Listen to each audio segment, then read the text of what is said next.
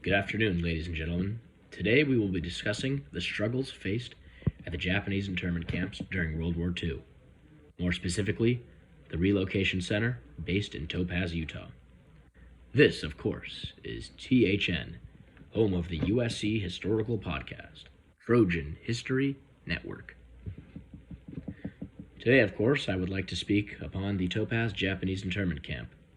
Before I get into the effects and hardships faced from the camp, I would first like to touch base on the logistics of the situation. Opened on September 11th, 1942, this camp was a relocation center in rural Utah. Those that were relocated here called 1 square mile, surrounded by barbed wire and 504 barracks home. Around 250 to 300 Japanese people lived in each of the 42 blocks at Topaz. In its peak, Topaz had a population of about 8,100 people, most coming from the San Francisco Bay Area.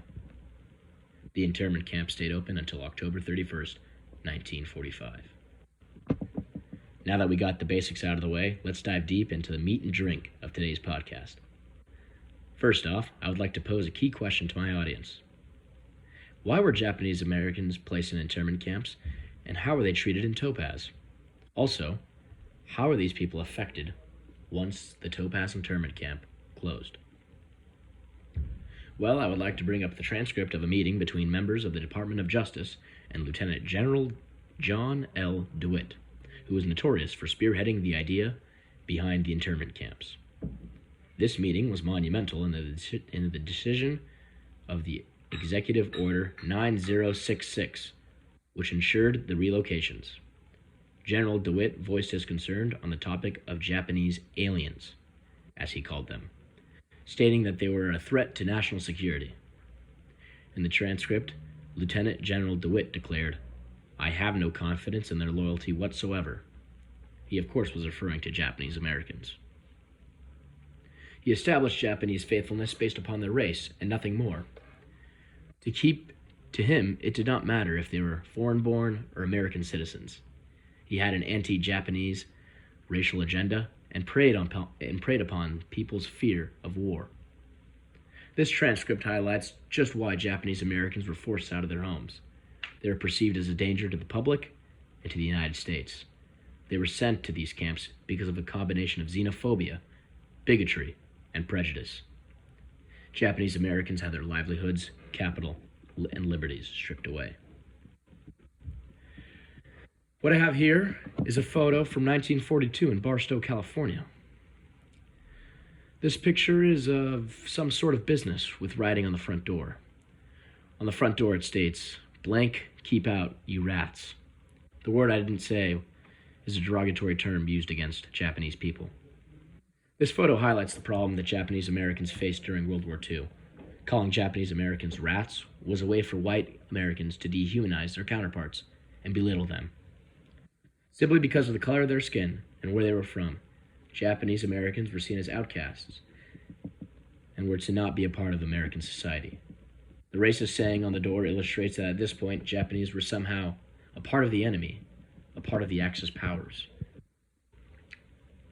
At Topaz, all children, young adults, and even some adults went to school. To encapsulate the editorial schooling in Topaz, the camp was quite understaffed, so many internees had to step in and teach. Those who had to fill in and teach were often untrained in being an educator. One of the main courses that was taught was Americanization. This class was implemented to ensure that kids are patriotic and are taught to put America first.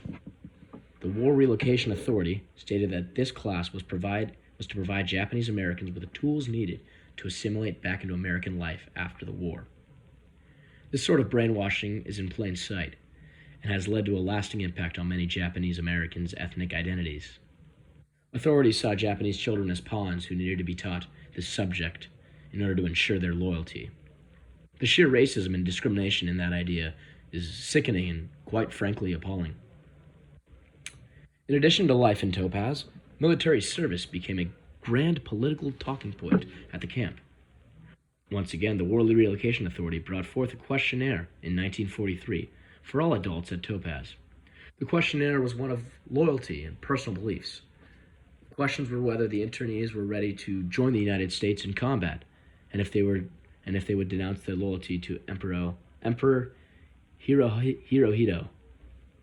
This question posed problems because if an internee was born in Japan and answered yes to both questions, he or she would be left stateless. This was because Japanese-born internees were not granted the right to American citizenship. Thus, the questionnaire led to an identity crisis at the camp, as internees sectioned off from one another into how they would answer their questions. This created divide at the camp and even stimulated a few assaults between the internees. When referring to life in the internment camp, the article Japanese-American Internment has a quote from then-President Harry Truman. Truman announced, "They were not concentration camps. They called it relocation, but we put them in concentration camps." This goes to show just how the internment camp was a violation of the internees' rights.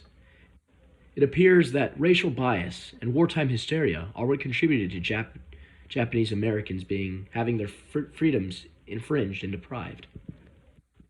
While life in Topaz was grueling and meager, life after it was not much better. Towards the end of the war, when many Japanese Americans were being let free from the shackles of the internment camp, they were faced with a new challenge. The journal article, Long-Run Labor Market Effect of Japanese American Internment During World War II on the Working Age Male Internees, summarizes the hardships forced after World War II. The article notes the monetary setbacks as most Japanese Americans were unable to afford relocating back to California, back to their original homes, back to their way of life. Instead, many families had to stay in Utah, opting to live in the rural area of the state. This was due to a combination of a housing crisis in California, as well as racial tensions and resentment. In addition to this, the journal outlines that the relocation centers like Topaz, which were based in rural or agrarian areas, provided horrible education for the children and adolescents present in the camp. It was also very hard for many Japanese people to find work in the civilian world. This was because the jobs that people did in the camps did not seem to be a substitute for work experience in the private industry. Along with the economic burden, Japanese Americans were faced with cultural and individual incarceration trauma. The journal Processing Cultural Drama touches base on this issue. In essence, many first and second generation Japanese Americans made an effort to conceal their Japanese cultural identity and rather buy into the American values and its way of life. All these people were thinking of was wanting to be accepted, to be seen as American. The attempts by Japanese parents to downplay their cultural identity had a lasting impact on their children. Most children who were interviewed from incarcerated parents described themselves as wanting to be super American, to not draw attention to themselves as being different. In cloaking their heritage, many Japanese children lost their cultural practices and their families have practiced, in turn losing their ethnic identity. It appears incarceration trauma led to most Japanese Americans into silence, and that silence was not overcome until the 1980s, when Japanese Americans, along with allies, pushed for redress. Finally, in 1988, President Reagan granted Japanese Americans reparations. Even with that, 40 years later, it is safe to say that all these setbacks add to an accumulation of hardships that Japanese Americans had to challenge to find their place once more in American society. Thank you very much. We'll see you next week.